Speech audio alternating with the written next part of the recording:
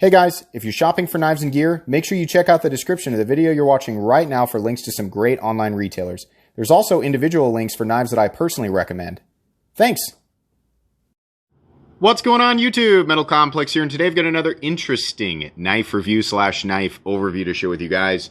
This is the Kansept Knives Accipiter front flipper. I hope I'm pronouncing that correctly. What does Accipiter mean? Well, thanks to a quick Google search right before I did this video, it is apparently a type of bird or hawk.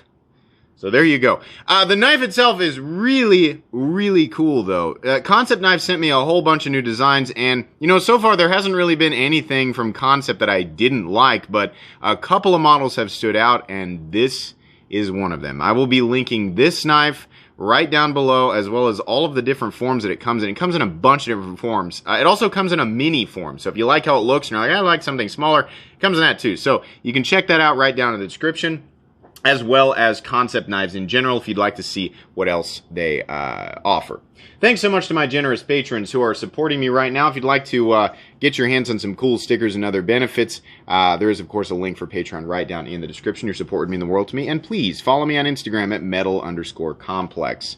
Let's go ahead and get a measurement of this guy. Overall length of the Kansept Accipiter coming in at about 8.1 inches overall. Yeah.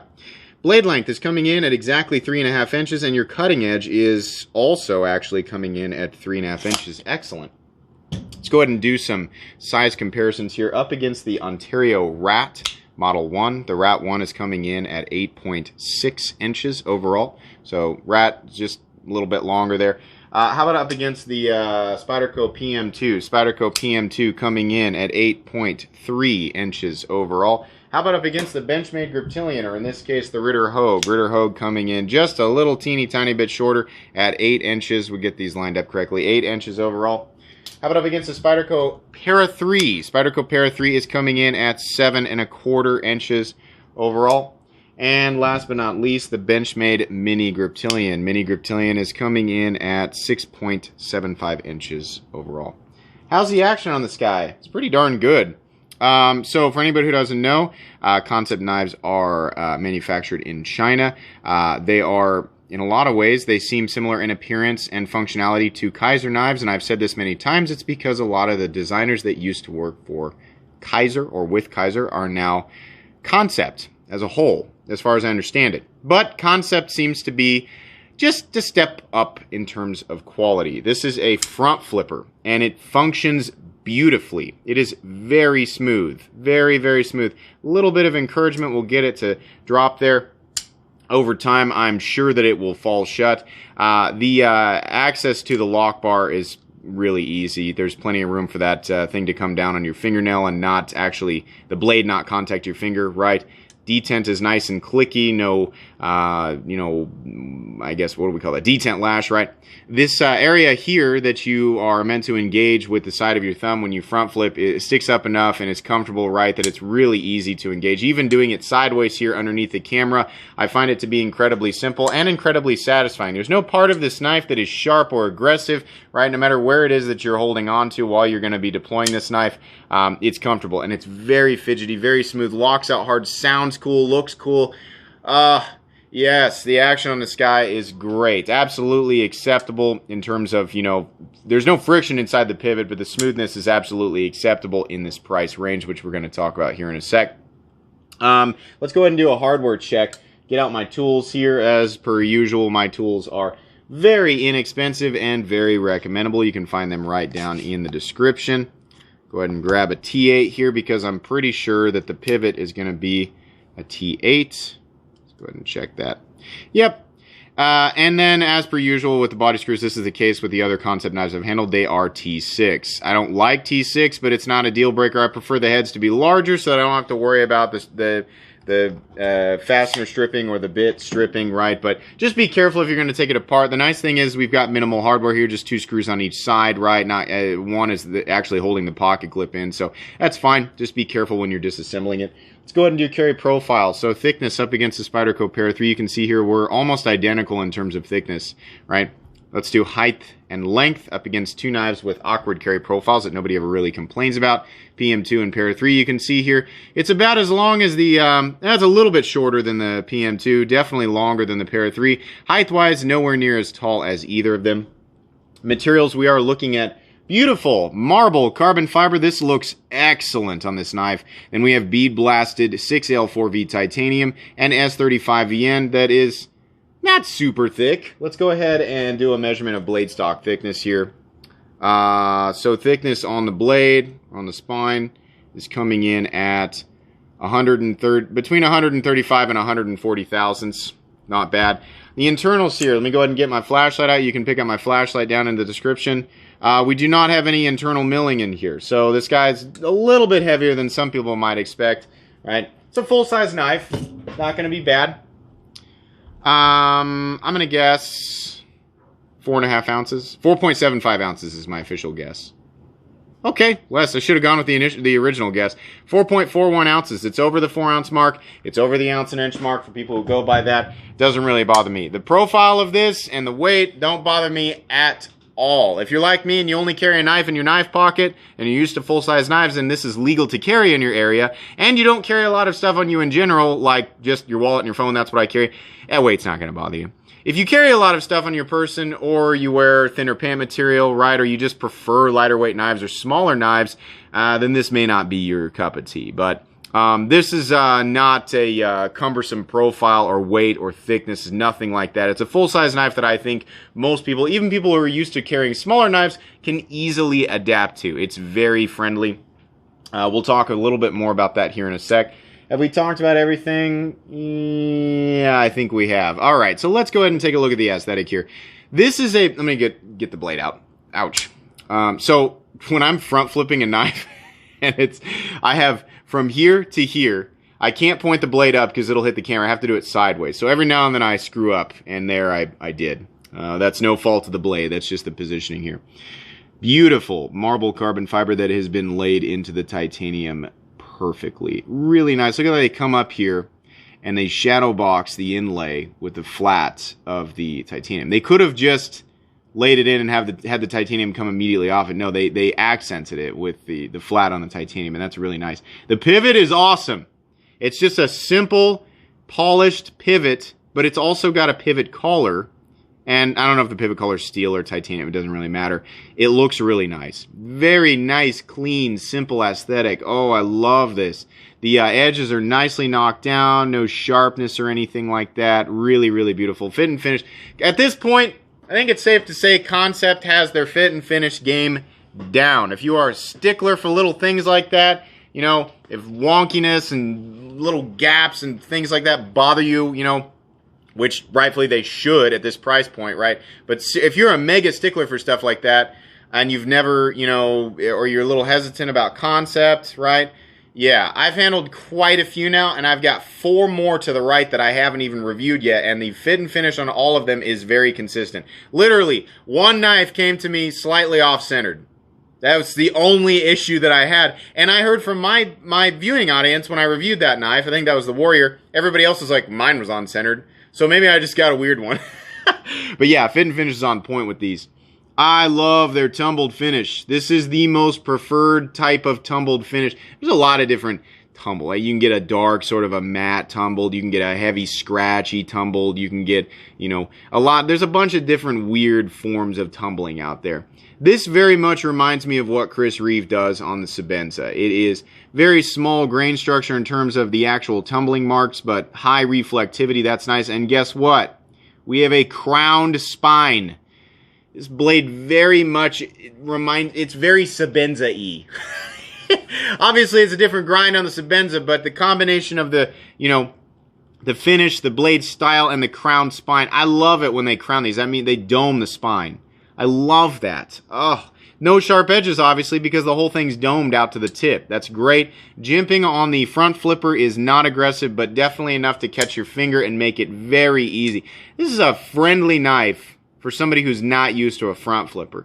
The frame's wide enough, even though that it's an exposed frame lock, right? I kind of rest my fingers on the pocket clip. it's really easy to get a hold of that and flip it hard, right? Somebody who's not used to a front flipper, after about 10 tries or so with this, they're going to get it. This is friendly, and the smaller one, you're going to have less room, but if you got more of a practiced hand, right? Even if you don't, I would imagine that one's going to be easy to figure out too.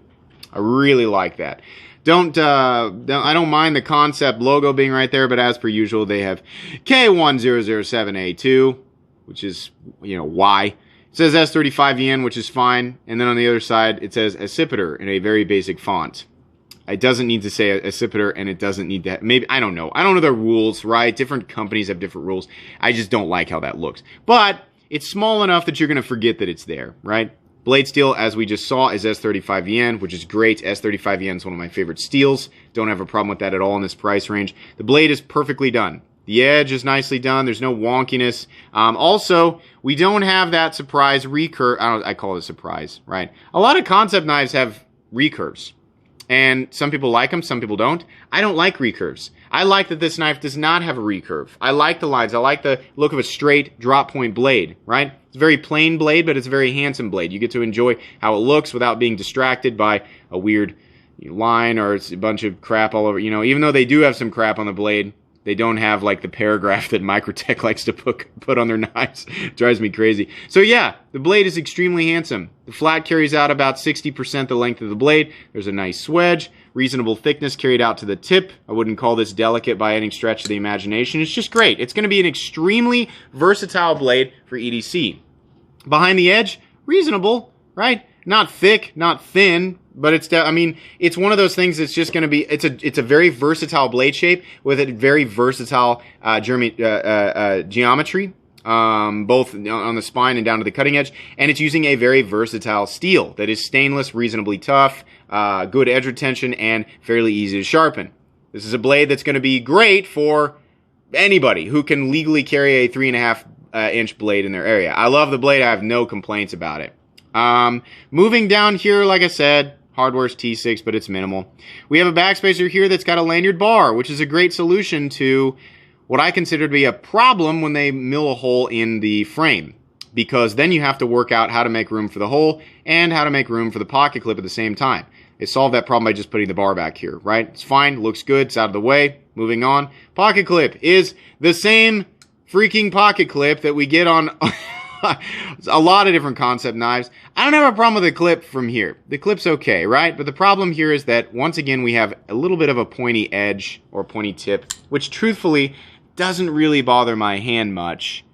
Only if I was like cutting and my hand was sliding down the blade would I notice that. But I can feel I'm touching it and it's pointy and I don't like it. Oh, man, I can't help it. I've been reviewing knives for so long, I can't help but point stuff like that out. What really bothers me about this is this area right here. I've talked about this before. I don't want it to do that. I want it to swoop up so that it doesn't fight your pocket. This will fit a, certain pocket seam thicknesses up to the height of this. Anything that is higher, and you're going to have to fight it or use two hands. I don't like that. Make a ramp, a continuous ramp, so that the pocket clip can rise to meet the thickness of any pocket seam, right? If you're wearing regular jeans, you're going to be fighting this, right? If you're wearing fitted pants, thin pant material, you'll probably be okay, right? But this is a full-size knife. People who are going to be carrying it and being comfortable with it are going to be wearing jeans or, more regular pocket seam thickness pants, right? However you say that. But okay. I'd give the clip a C-, right? It's okay. As far as carry depth goes, it's fine, right? There's not much sticking out of your pocket. It's perfectly fine. And it is sunk into the frame, which is great. It means the pocket clip's not going to play around. And they've, not added an additional screw to hold the pocket clip in. They just, it's got 4 screws. So they use the same screw to hold that in. This is a right-handed only knife, so you can't mount the clip on the other side. Sorry, lefties. On this side, same as the front, there is an adjustment head back here. Honestly, I don't know if it's a captive pivot or not. That problem can be solved by having 2 drivers, which is kind of crappy. It's like, why do I have to buy another one just because, I don't know. It could be a captive pivot. Honestly, the other Kansepts that I've taken apart, whether they're captive or not, they don't seem to, want to free spin. It seems like one is pretty fixed in place and you can just turn the other one and you're okay. So it probably won't be a problem, but I'm guessing there, honestly. It's got a steel lock bar insert that doubles as the over travel stop, which is what we expect in today's modern knife world.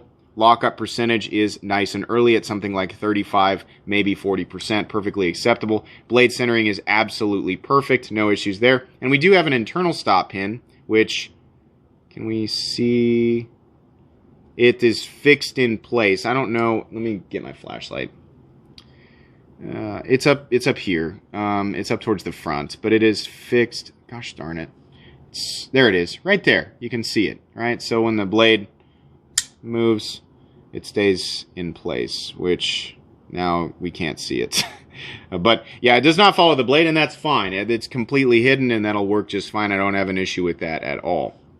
So, little things that I can complain about. The pocket clip is a little bit pointy, and it has that stupid thing, this bothers me. It bothers me. I see that on too many companies, and it's a little thing that other reviewers don't point out very often, right? And maybe it doesn't bother the vast majority of people, but it really bothers me. I like to this is what I want to do with my knife. Push it into my pocket with one hand, pull it out of my pocket with one hand. I don't want to do a dance every time I have to put my knife away or get it back out. I don't like to mess with that. So I have very specific, I have very strong feelings about pocket clips. But it's not a reason not to buy the knife. It is a mild inconvenience and something that I get frustrated with a little bit, but it's a mild inconvenience. It's got T6 screws, right? It's going to be a little bit big, a little bit heavy for some people, but it is something that you'll be able to adapt to easily, right? It's going to be illegal in some places considering the blade length. Outside of that, this thing is excellent. There's very little to complain about here. In fact, I mean, like the aesthetic of this thing, the flow here with the inlays, the marble carbon fiber, the blade steel, and actually the blade profile and the crowning of the spine. And on top of that, the fact that it's a front flipper that is easy to use. This is a front flipper that I'd have no problem actually. A lot of times with front flippers, I'm like, that's cool. That'll be fun to sit around and play with on the couch. But am I actually going to take it out and use it? I'll use something that's a little bit more, like the Para 3 where I can just get it out easily. This thing's so easy to front flip. I wouldn't have any reservations about taking it out and using it. I can almost get it out as quickly as any other knife with a thumb stud or thumb hole or flipper, right? Whatever. It's easy. It's easy to do. It's really friendly, and this knife absolutely has all the fixings of a modern high-end production fully knife that we would expect, in this price range. Absolutely. What do these come in at? This guy comes in at about $212. Like I said, there's a lot of different versions of this. I think the least expensive ones I've seen come in at like $190, $195. The mini ones come in a little less at like $160 to $165. And then there's more expensive versions. I don't know if that one's still available, but they had one with a full Damascus inlay that was, I don't know, like $290, something like that. I'll link all these down below so you can go look, but there's a bunch of different ones. They've got like ones with copper inlays. Oh my gosh, a whole bunch of stuff. So if this more monochromatic look, which is absolutely my style, this is my favorite of the entire bunch. If this isn't your thing, there are a lot of different ones. If you're big into full-size knives that have fidget factor, that have these high-end production elements, right, this is definitely going to be right up your alley. But for the vast majority of my audience and the knives that they generally like, I mean, I understand everybody's budget is different, absolutely. $200, roughly $200 is a lot of money. But for people who are looking to spend that much on a knife, is this something that is recommendable? Absolutely. Absolutely it is. I really don't have a problem with the price or any of the prices they've got on any of the different variants of this knife. I think this is really cool. It is pretty plain. It's pretty, it's very similar to a lot of stuff that's out there. I mean, the highlights here is that it's a full-size knife and a front flipper, and has a very, very clean aesthetic. And while we have those, this is kind of doing its own thing. These types of knives are in massively plentiful supply versus the titanium frame lock flipper that is absolutely drowning the knife world right now, right? So it's nice to see stuff like this. I like this. This is very cool. This will be going on my most recommended knives playlist. Thank you again, Kansept, for sending this along. I really, really enjoyed this one. Be sure to check out the links for this guy right down in the description, and Kansept knives in general down there as well. Be sure to follow me on Instagram at metal_complex. Guys, if you enjoyed this video, please leave a like. If you'd like to check out my other content, I do, of course, have lots of videos of knives that are either expensive or inexpensive that I do or don't like, so check those out. And if you enjoy all my content, go ahead and click on that Metal Complex logo right there and subscribe, because there's definitely more coming. Thanks again for watching, everybody, and have a great day.